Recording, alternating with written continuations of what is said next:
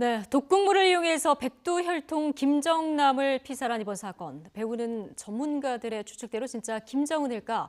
만약 김정은이 배우라면 굳이 해외에서 떠돌이 생활을 하는 이복형을 왜 국제적 파장을 감수하고 죽인 걸까? 남는 의문점이 여전히 많습니다. 네, 하나씩 풀어보도록 하겠습니다. 김주환 정치안보 전문기자 자리에 함께했습니다. 안녕하십니까? 안녕하세요. 예. 지금 국정원이 밝힌 내용에 따르면 5년 전부터 이 암살을 준비했다라고 밝혔습니다. 그러니까 계속 계획된 일이라는 거군요. 그렇죠. 5년 전이라는 의미는 김정남의 그동안 후견인이 누구였느냐부터 출발을 해야 됩니다. 예. 고모인 김경희, 고모부였던 장성택. 예. 2013년에 처형이 됐죠. 그러니까 후견인이 없었고 해외 생활할 때 도피작물 고모와 고모부가 굉장히 많이 지원을 해줬다고 합니다. 그 네. 근거 중에 하나는 엄마가 성혜림이라는 여성인데 1937년생이고 2002년도에 암으로 사망한 거로 전해집니다. 그래서 오랜 투병생활을 하면서 모스크바에서 오랜 병상을 했다면서 나이 어릴 때 네. 이 김정남은 평양에서 살고 있었고 엄마는 김성혜림은 모스크바에 있었기 때문에 그 고모가 김경희하고 고모부가 돌봤다라고 합니다. 그러니까 조카에 대한 애정이 많죠. 그러니까 2013년 때 노동당 행정부장이었던 고모부를 김정은이가 처형을 하지 않았습니까? 보호막이 없어진 거죠. 그때부터 본격적으로 암살 계획을 실행했다 이렇게 봐야 되는데 사실 그 이전에도 신변위 협설은 나돌았었습니다. 예. 과거 중국 언론들을 보면 2010년도에 중국 당국이 북한에 굉장히 볼멘소를 했다라고 합니다. 중국 내부에서 이런 짓을 다시는 하지 말아라 이런 경고를 했다라는 미확인 보도가 과거에 내외신을 통해서 수차례 나온 아니, 오늘 적도 국정원도 있습니다. 이런 내용을 비슷하게 확인을 그렇습니다. 해줬거든요. 중국이 계속 김정남을 보호해 왔었다. 예. 그 보호라는 의미는 이제 만약에 북한 내부에서 급변 사태가 나서 누구를 하나 정치 지도자를 옹립을 해야 되는데 과거 이 냉전 시기 때 제3세계에서 많이 했던 수법들이거든요. 예. 그 이라크 사태도 그랬었고요. 그러니까 그 근거에 쓴 정통성 있는 지도자를 내세울 수 옹립할 수 있는 것이 김정남이었다. 왜 엄밀하게 따지면 김일성 백두혈통 입장에서 보면 김정은보다도 김정남이 훨씬 백두혈통의 정통성에 더 정통성을 가지고 가깝죠. 있죠. 예. 첫째 부인이고 장남이고. 그렇습니다. 예. 예. 자, 일단 지금 국정원 발표에 따르면 국정원은 이게 그저께 있었던 일이잖아요. 네. 그제 있었던 일이고 서너 시간 뒤에는 알고 있었는데 이제 뭐 사실 확인을 했었던 것 같고요. 지금 말레이시아에 머물다가 마카오 쪽으로 출국을 하려다 가족을 만나러 출국을 하다가 이런 그 피살을 당했다. 이렇게 보도가 됐거든요. 좀 그 앞단계 전제가 하나 있어야 될 것 같습니다. 어떤 전제가 주 필요합니까? 거주지는 마카오였고 예. 고모하고 고모부가 마카오에 굉장히 고급 주택도 살고 있었고 주로 동선이 마카오를 중심으로 마카오에서 생활을 쭉 살다가 마카오가 주 이 거주지고요. 거주지고 예. 말레이시아로에서 이 볼일을 보고 다시 가족이 있는 마카오로 되돌아갔다 이런 이제 변을 당했다 이런 논리 전개가 가능한데요. 그럼 말레이시아에 왜 갔겠느냐라는 것이 굉장히 의문이 있습니다. 오늘 국정원 발표도 있었지만은 우리가 많이 알려진 김정남의 아들, 유럽에서 공부했던 김한솔은 둘째 부인의 아들입니다. 이혜경이라는 지금 40대 초반으로 추정되는 여성의 아들인데 김한솔이 있고요. 그 3살 아래 김솔이라는 여동생이 있습니다. 이 가족은 마카오에 거주하고 있고 예. 그 본처가 있는 걸로 알려지고 있습니다. 본처의 이름은 신정희. 오늘 국정원도 얘기했습니다. 그동안 캐나다의 이 아들이 이복형이죠. 김한솔의 김금솔이라는 2살 위인 형이 있는 형이 걸로 있었는데, 전했습니다. 그러니까 그 첫째 형이 부인의 아들인 그렇죠. 거죠. 예. 지금 오늘 국정원 발표를 보면 베이징에 거주하고 있고 그렇죠. 중국 예. 당국이 보호하고 있고 그러면은 말레이시아에 가 있는 이 대북 소식통들 이야기를 종합을 해보면 40대 초반의 여성인 서영라라는 여성이 내연 관계인데 이 여성을 만나러 말레이시아에 자주 갔고 실제 쿠알라룸푸르 한 식당에서 지난 2014년도에 식사를 같이 하는 모습이 포착이 되기도 하고 말레이시아 우리 교민들 사이에서 여러 가지 종합돼 보면은 그렇게 설명을 드려야 논리가 맞는 것 같습니다. 그러니까 서영라라는 내연녀를 만나고 다시 마카오로 돌아가려던 네. 차에 지금 변을 당한 건데요. 그런데 아까 중국이 암묵적으로 지금까지 김정남을 보호해왔다 이런 얘기가 나왔었는데 중국에 있으면 좀 안전할 텐데요.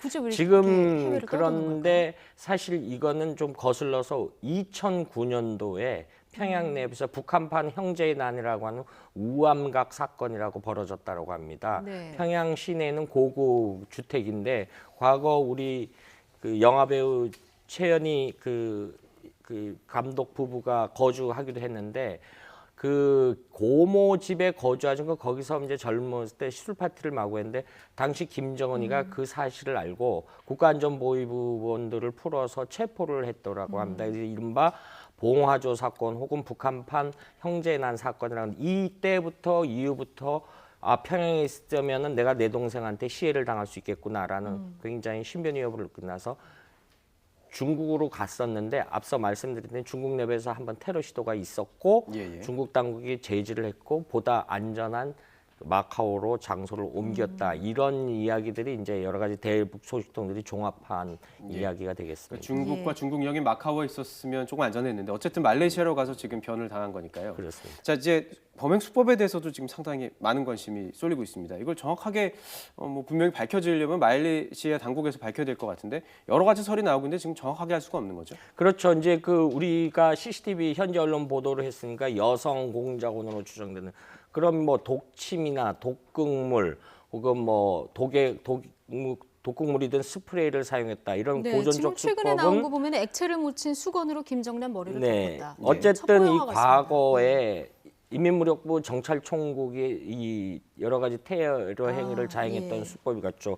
과거 2010년도 황장엽 비서 측근인 김덕홍 씨 암살을 테러하려고 이런 방식을 시도하려고 했었고요. 그리고 2011년도에 우리 지금 탈북 활동을 하는 이 대북전달 많이 보내는 박상학 씨라고 있습니다. 그분을 테러하기 위해서 실제 북한 공작원이 그 접근을 해서 서울 시내에서 격투 끝에 체포된 적이 있습니다. 네네. 그때도 독침과 지금 비슷한 유형의 독극물이든 어떤 앰플을 휴대하고 있었다라는 것이 당시 보도가 되기도 했었습니다. 이거는 이제 공항 내 CCTV라던가 오늘 또 김정남 씨 지금 부검을 한다고 하니까요. 이 결과가 나오면 좀 더 정확히 알 수 있을 것 같고요. 아무튼 뭐 여성이 용의자라는 것 그리고 독극물을 사용했다는 것 지금까지는 이게 팩트입니다. 그런데 북한 여성 공작원 독극물 자, 이런 단어 우리에게도 낯설지가 않습니다. 뭐 칼기 폭파범 김현희부터 해서요. 우리 또 들어봤음직한 북한 여성 공작원들 꽤 많은데요. 뭐 어떤 교육을 받고 이런 위험한 공작을 하게 되는지 차윤주 앵커가 정리를 해드립니다. 순식간에 김정남을 살해한 뒤 택시를 타고 사라졌다는 여성 2명. 북한의 여성 공작원으로 추정됩니다. 실제 북한은 노동당 35호실로 불리는 대외정보조사부에서 10대 소녀들을 뽑아서 비밀 요원으로 길러내는 것으로 알려졌는데요. 주로 해외에서 공직 활동을 하게 되는 만큼 선발 기준이 아주 까다롭습니다. 출신 성분은 물론이고 외국어 구사 실력을 포함해 지적 능력도 보고 때로는 외모까지 따집니다. 이렇게 선발되고 나면 암살과 납치, 폭파 등의 훈련을 받아 살인 병기로 거듭난다는데요. 여성들도 평균적으로 태권도 3, 4단 이상의 웬만한 섬을 오갈 수 있을 정도의 수영 실력을 갖추고 있다고 합니다. 흔한 미인들이에요. 12살, 13살 때 데리고 가니까 그때부터 교육시키지. 1988년 서울올림픽을 앞두고 대한항공기를 폭파한 김현희 씨도 대표적인 35호실 소속 공작원입니다. 김현희 씨는 YTN에 출연해 여성 공작원 선발 과정을 이렇게 증언했습니다. 들어보시죠. 몇 차례 사전에 나와서 다 뭐 문건이라든가 출신 성분, 학교 생활 이런 걸 다 여해, 그러니까 파악을 하고 그다음에 또 직접 면접들 하고 여러 학생을 뽑아놓고 면접하고 또 시당에 불러서 또 여러 가지 면접 심사를 거쳐서 소환되었습니다. 또 국가안전보위부 소속으로 난파돼 국군 장교들과 내연 관계를 맺고 군사기밀을 빼냈던 간첩 원정화 씨 역시 10대 시절부터 독침 같은 살상무기 사용법과 호신술, 사격 등 혹독한 훈련을 받았다고 증언한 적이 있습니다. 네, 계속 이야기 나눠보도록 하겠습니다. 지금 김정남은 어쨌든 김정은의 후손입니다. 백두혈통이라고 불리는 뭐 김정은이 아니라 김정. 죄송합니다. 김정.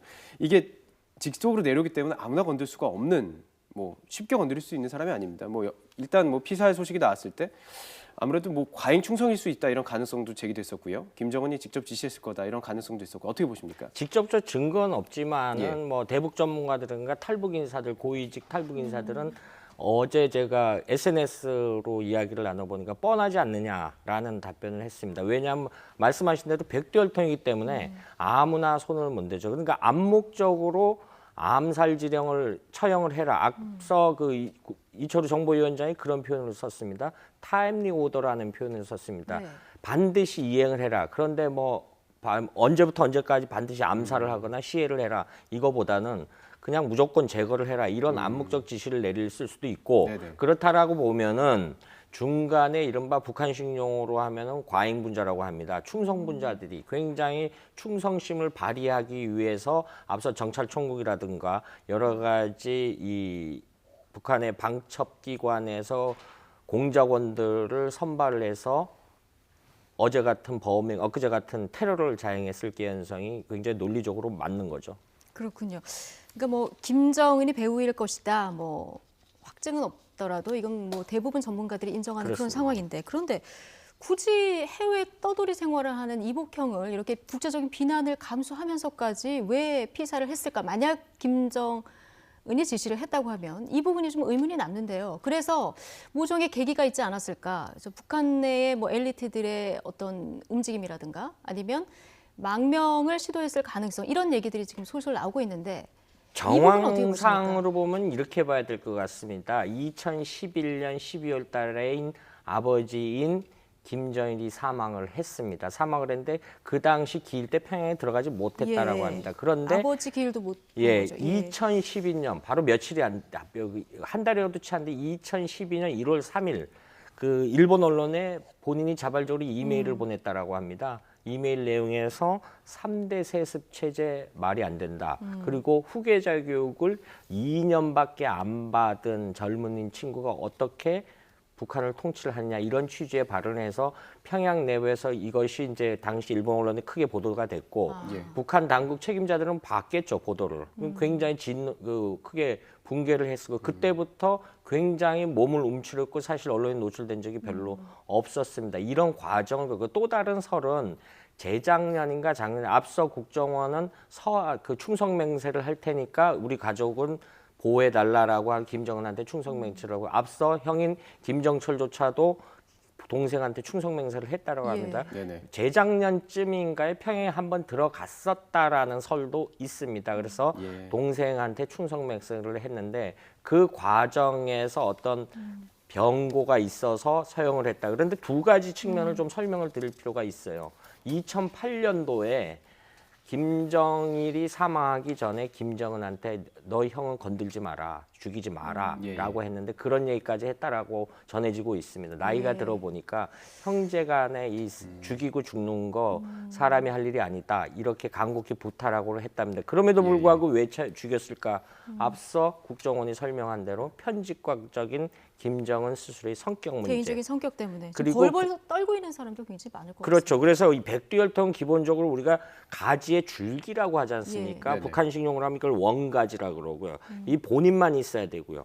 옆에 이제 친인척들이 이건 격가지라서 다 쳐내야 된다. 예, 예. 이렇게까지 해서 해외에 있어도 이 굉장히 불안 요인으로 작용할 수 있고 잠재적 본인의 자리를 노릴 수 있는 이 여러 가지. 근데 그런 이야기들이 사실은 해외 특히 일본 언론을 통해서 평양에 많이 들어갔는데 이유 중에 하나는 우리 말레이시아 사는 교민 내 한 식당에 자주 왔는데 항구로 망명을 하면 여러 가지 보호를 받을 수 있고 그런데 왜 안 갔느냐라고 하는 김정남이 그냥 씩 웃고 말았다라고 했고 일본 언론 보도들을 보면은 언젠가 나는 평양으로 돌아간다라는 얘기들을 했다라는 주장인데 이것이 김정은을 자극했을 가능성이 굉장히 크죠. 예, 예, 알겠습니다. 네, 김주환 정치안보 전문 기자와 함께 지금까지의 상황 정리해보고 깊이 있게 좀 분석해봤습니다. 말씀 고맙습니다.